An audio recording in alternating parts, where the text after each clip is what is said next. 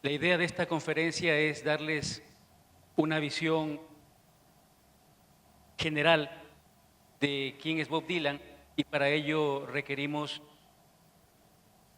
ver, escuchar, analizar la canción más célebre de él, Blowing in the Wind, soplando en el viento o silbando en el viento. Vamos a escucharla en su versión original. How many roads must a man walk down before you call him a man? Yes, and how many seas must a white dove sail before she sleeps in the sand? Yes, and how many times must the cannonballs fly before they fall out of a band? The answer, my friend, is a blowing in the wind. The answer is blowing in the wind.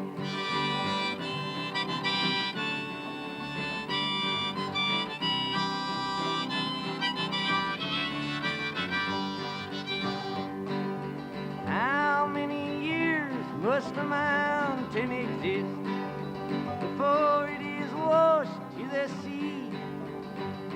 Yes, and how many years can some people exist before they're allowed to be free? Yes, and how many times must a man turn his head and pretend that he just doesn't see? The answer, my friend, is a blowing in the wind. The answer is blowing in the wind.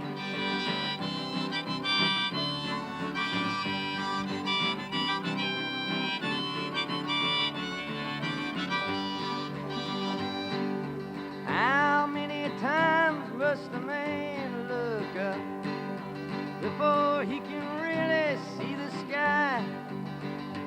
Yes, and how many years must one man have before he can hear a people cry? Yes, and how many deaths will it take till he knows too many people have died? The answer, my friend, is a blowing in the wind. The answer is blowing in the wind.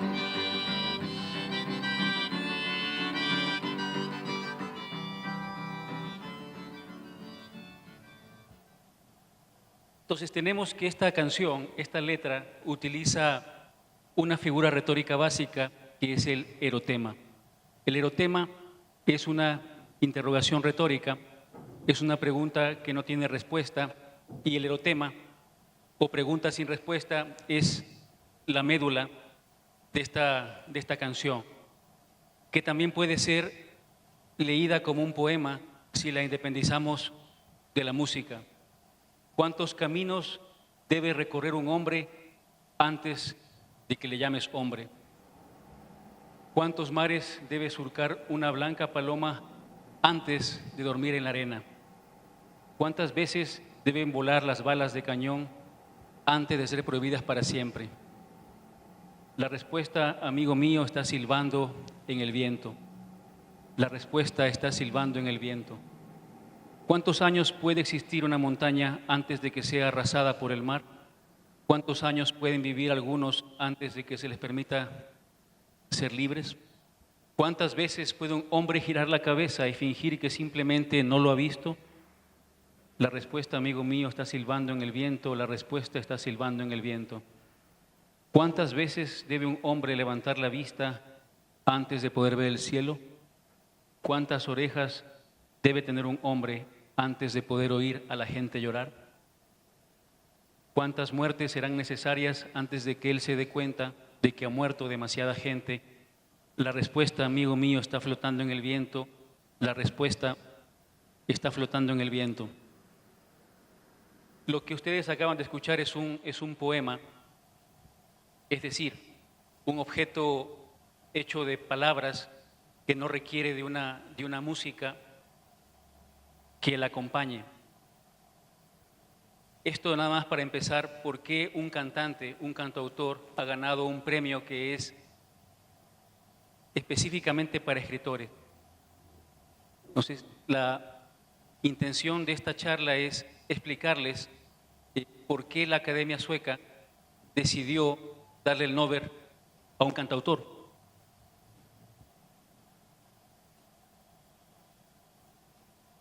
Dylan es indudablemente un poeta del rock, al igual que el recientemente fallecido Leonard Cohen, otro norteamericano que también hizo de la música una posibilidad poética.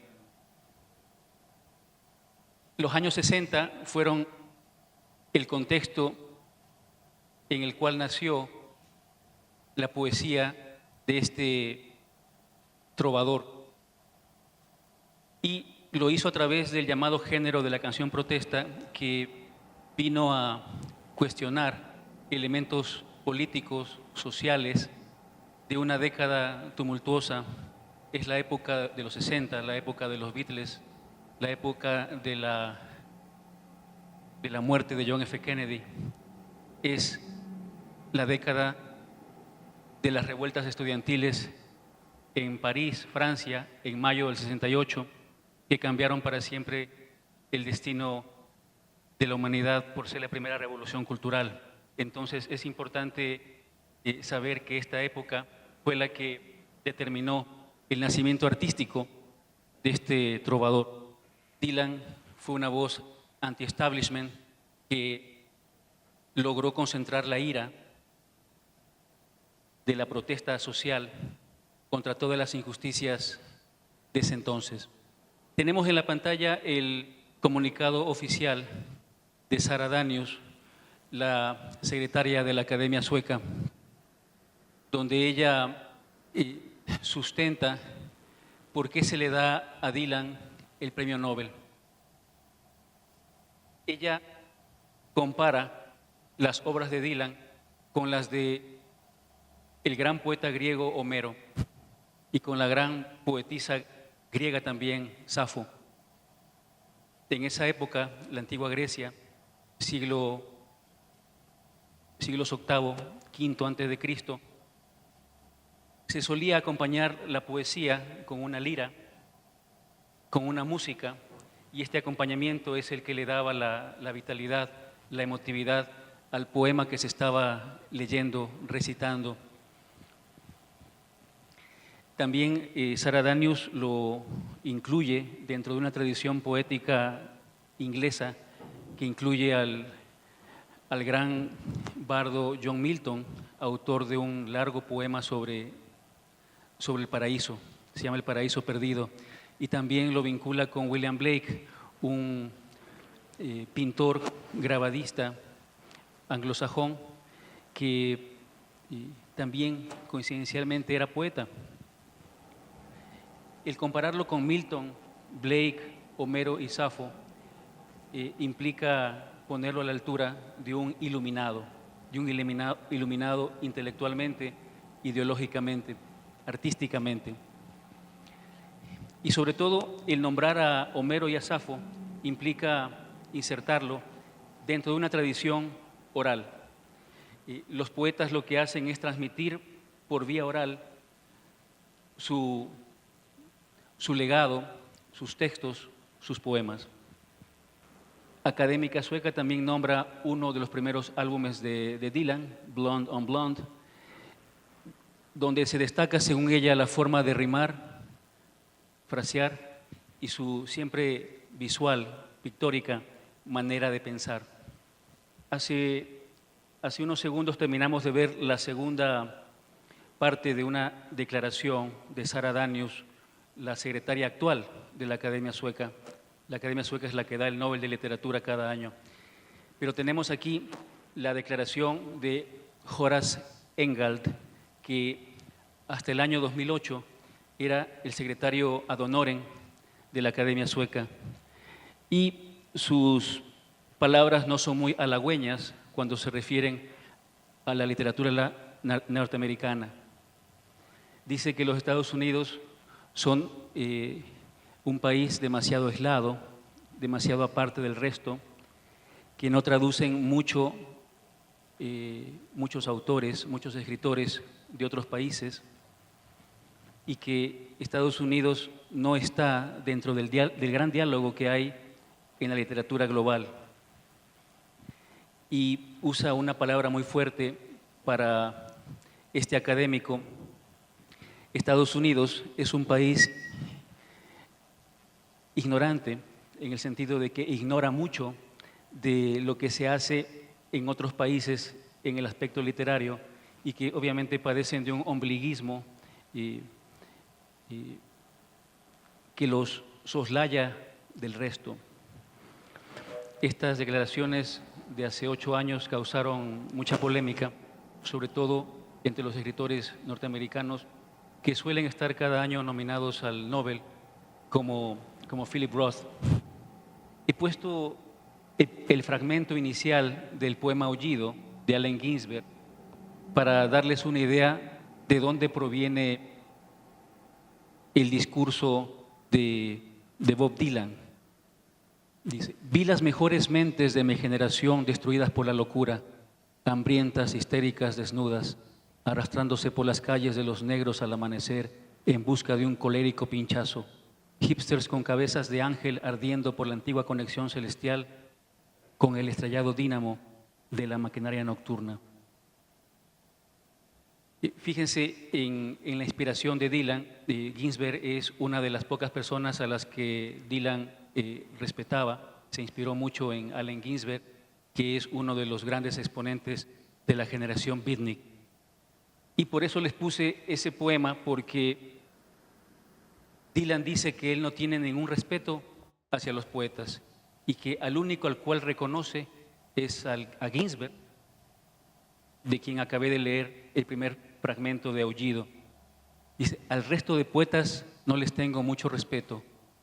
Si quieren obtenerlo, tienen que cantar. De lo contrario, que me pongan a mí, cantautor, en la categoría de poeta, lo único que hace es molestarme. Siempre fue un antipoeta Dylan, y esta es una declaración de los años 70 que ha salido a la luz ahora que ha ganado el Premio Nobel de Literatura.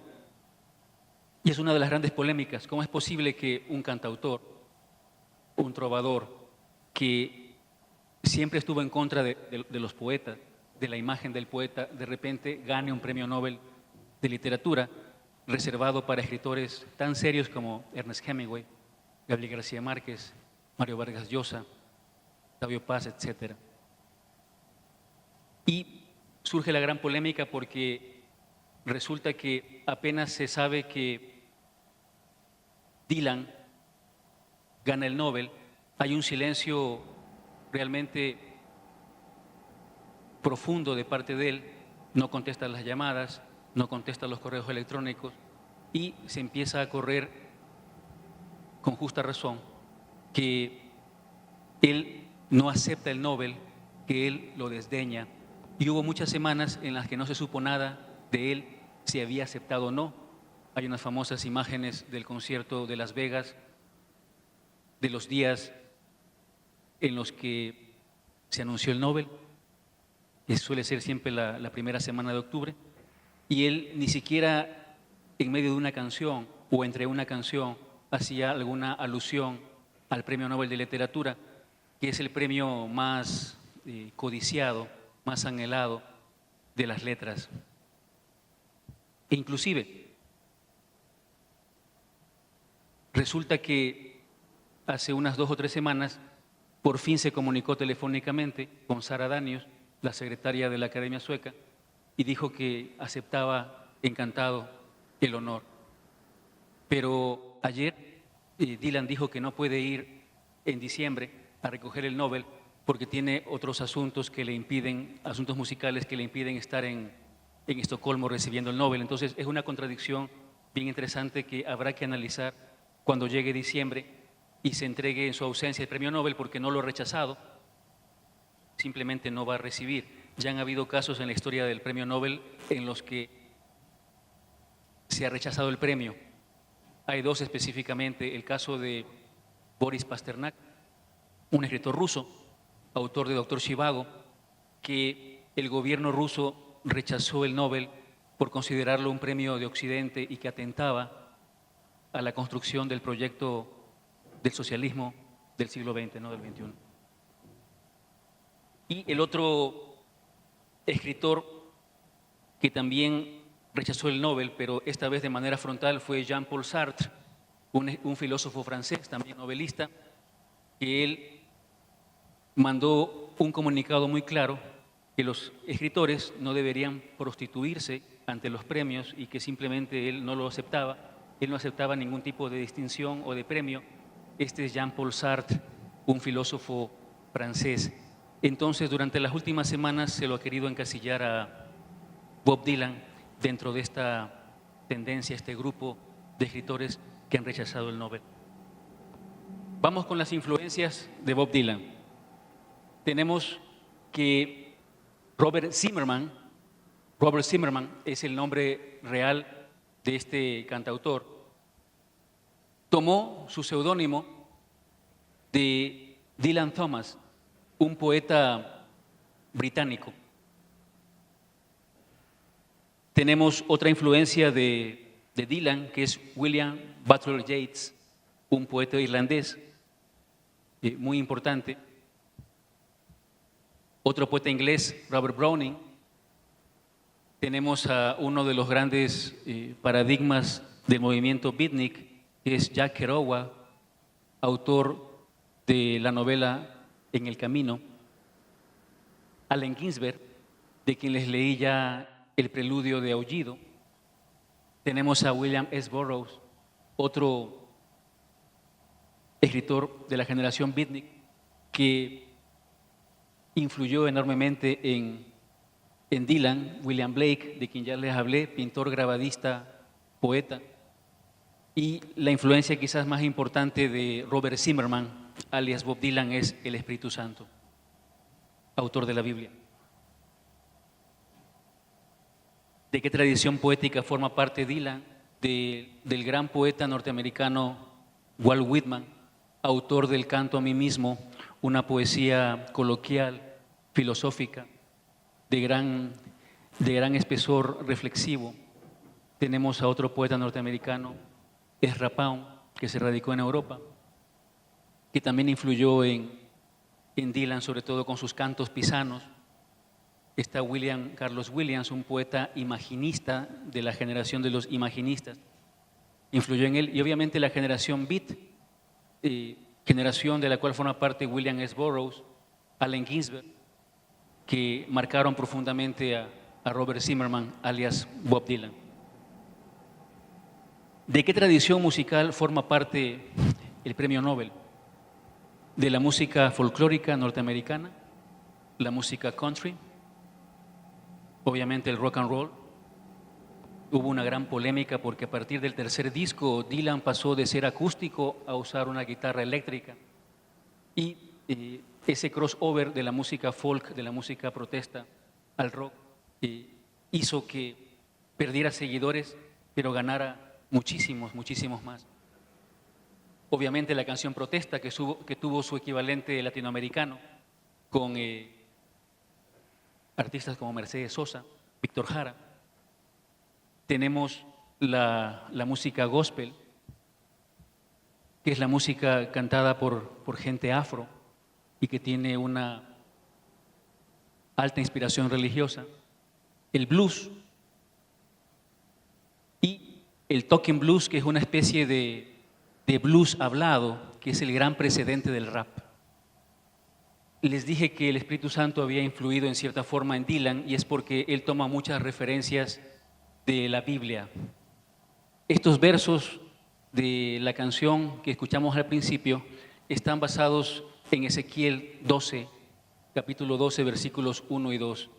Hijo de hombre, tú habitas en medio de casa rebelde, los cuales tienen ojos para ver y no ven, tienen oídos para oír y no oyen, porque son casa rebelde. Esta es una de las tantas influencias de la Biblia, no solamente en la canción Blowing the Wind, sino en tantas canciones de este artista que ha sacado más de una treintena de álbumes. tenemos el poeta británico Robert Browning. En la canción Subterranean Homesick Blues se hace alusiones al poema Up at the Villa, Down in the City, donde Dylan utiliza asonancias, es decir, palabras que terminan con sílabas similares, palabras que terminan con sonidos similares. Este es un recurso que toma de Browning específicamente del poema Up at the Villa, Down in the City. Y estas asonancias son candle, sandals, scandals, handle. Obviamente he sacado las asonancias de la canción para que ustedes tengan más o menos una idea de lo que propone Dylan en sus canciones. Y inclusive Marshall Mathers, mejor conocido con el seudónimo de Eminem, él dice que en esta canción está el por qué él se hizo rapero. Tenemos otra influencia de Dylan, ya les nombré este autor de la generación Beat o Beatnik, William Burroughs, autor del Almuerzo Desnudo, Naked Lunch. De Burroughs toma la técnica del cut-up, que es el equivalente literario del collage pictórico, del collage cubista, y que es un montaje textual desordenado. Tenemos la influencia de William Blake, Edgar Allan Poe y Bob Dylan. La canción Love Minus Zero, No Limit, tiene referencias a The Sick Rose de William Blake, a El Cuervo de Edgar Allan Poe y al libro de Daniel de la Biblia. Dicen dos versos de Love Minus Zero: My love, she's like some raven at my window with a broken wing. Tenemos más influencias poéticas, estas nada más para sustentar de cómo este premio Nobel componía sus letras de una manera literaria, basándose siempre en fuentes autorizadas, que son poetas que pertenecen al canon universal. Tenemos que la canción Mr. Tambourine Man hace alusión al poema Bizancio de William Butler Yeats. Dice Dylan: Yes, to dance beneath the diamond sky with one hand waving free. Sí, bailar bajo un cielo de diamante con una mano libre. Dice Yeats: dying into a dance, an agony of trance, an agony of flame that cannot singe a sleeve. Muriendo en una danza, la agonía de un trance, una agonía de fuego que no quemará el mástil. Y el título nos remite al nombre en latín del opio. Mr. Tambourine Man es Mater Tenebrarum, que es una forma del poeta, del cantautor Dylan, de esconder en el título una simbólica alusión al opio. Mr. Tambourine Man es Mater Tenebrarum. Y de hecho la canción, si ustedes la han escuchado o han analizado la letra, tiene que ver con un vendedor de droga. Él es el señor de la pandereta, Mr. Tambourine Man. Para responder por qué le dieron a Dylan el Nobel de Literatura, podríamos ensayar un par de conclusiones. La primera: ha sido un año atípico para la Academia Sueca. Se le concedió el Nobel de la Paz a Juan Manuel Santos en una decisión bastante polémica que tuvo una interpretación política. Se le da a Santos el Nobel de la Paz para ayudar a Colombia a que logre una alianza, entendimiento con las FARC. Ese Nobel también fue cuestionado, así como el de Barack Obama hace 8 años, cuando ganó el Nobel de la Paz, a los pocos meses de haber sido investido presidente. Entonces, estamos ante una decisión atípica que habría que ver si se repite en los siguientes años. Tengo un amigo escritor, Leonardo Valencia, que ha estado en Suecia, en Estocolmo, y conversando con la gente de Estocolmo, le decían a él que no entendían ellos, los suecos, por qué había tanto alboroto por un premio que para ellos era municipal, local. no entendían el alboroto global de un premio que se da con el legado económico del inventor de la dinamita, Alfred Nobel. Y con estas palabras cierro mi conferencia y estoy atento a cualquier interrogante o pregunta. ¿Qué tanto se sigue estas reglas que fueron impuestas por Alfred Nobel actualmente para entregar los premios, dado que Bob Dylan no hizo o algo relevante en la actualidad, sino que fue dado por su trascendencia como músico, como poeta, aunque él era un antipoeta? Estoy de acuerdo con que este tipo de decisiones se van en contra del testamento de Alfred Nobel y también tiene que ver con los relevos generacionales. No todos en la academia son jóvenes y hay una especie de inyección vital de nuevas personas, nuevos miembros que están en la academia, intentan darle a las decisiones de quién se lleva el premio o no una varada de frescura, una inyección de juventud, y se toman estas decisiones no exentas de polémica, ¿no? Pero como puse en la exposición al principio, no es la primera vez que se le da el Nobel de literatura a un escritor no profesional. Puse el ejemplo de un filósofo que recibió el Nobel de literatura, de un historiador que recibió este premio Nobel de literatura y de un político profesional, un estadista. Entonces, miren la cantidad de años que hay entre un premio y otro y vamos a ver que son decisiones que no siempre están muy cercanas en el tiempo, sino que se van espaciando. Entonces, tomando en cuenta estos antecedentes, estamos seguros que el próximo año no se le va a dar a un escritor no profesional. Vargas Llosa hizo una broma muy inteligente respecto a este tema. Vargas Llosa, como ustedes saben, escritor peruano que recibió el Nobel hace pocos años.